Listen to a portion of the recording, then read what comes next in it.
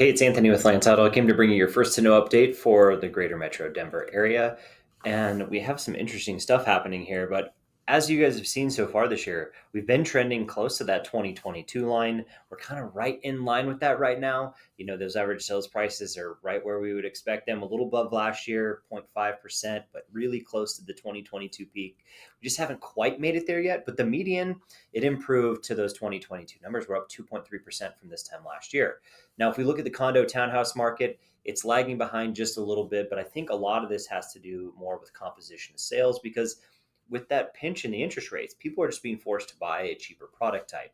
And if we look here at our price per square foot, this can kind of tell you some of that. You can see that people aren't quite buying, the higher end attached product. You can see at 326 a square foot, it's almost 5% off of last year, but yet those average sales prices aren't quite the same. So there's a lot of compression in the lower price points, and you can see it in the detached single family too. Those average price per square foot are really similar. So I think the stability in the market looks pretty good. But the only big issue is we have a lot more supply coming online. So we had 9,600 homes last month on the market. That's 37% more than this time last year. So you're seeing this huge surge in inventory, which is really fueled by new listings coming to market. So our sellers are coming to market in a much faster way than they were in the past. It's not that we're not selling a ton more. This is a peak listing season and buyers aren't as active as they have been in years past. So you have 5,500 new listings on the market, just slightly above this time last year, but only 3,800 came off the market, 4% below last year. So what does that do? It creates a big gap in that supply of inventory. We're at 2.9 months of inventory right now instead of 2. So as a buyer or as a seller, this market is going to feel drastically different than where you were before. 2 months of inventory, that is a pretty strong seller's market in most cases, right? In most markets around the area, give or take whatever that fluctuation might be. But 2.9, it's going to feel a lot more like a balanced market. So as we get to the latter half of the year, expect that inventory to continue to increase as long as interest rates are staying stable like they are right now. What does that mean for your buyers and sellers? It means that your average days in MLS are at 27. It's going to continue to rise through the rest of the year following normalized seasonal trends.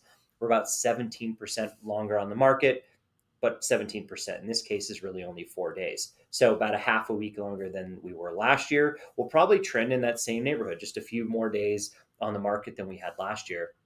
The big difference being you still had bidding wars last year. On average, there were homes going over asking. Well, now 99.6% means some homes are going over asking, some homes are not. Some homes are sitting on the market a little bit longer. The really buttoned up ones are probably have a couple of bidding wars. So it's a little bit different. Now, 99.6% is a super strong market still.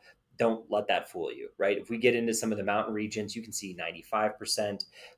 But along the front range, you're generally seeing this. So in the Denver metro market, 99.6%, super healthy, super strong, but it's just not like it was a year ago. Now, the other thing that we just started adding was showing traffic. This tells you a lot about buyer behavior. 5.3 showings per active listing on the market. That's a 20% drop off in showings compared to this time last year. But to go under contract, it's only taking 12.3 showings. So that's a 10% drop. It means buyers are more motivated than they were a year ago if they're shopping. We just have less buyers shopping than we did before, but they're putting homes under contract a little bit faster.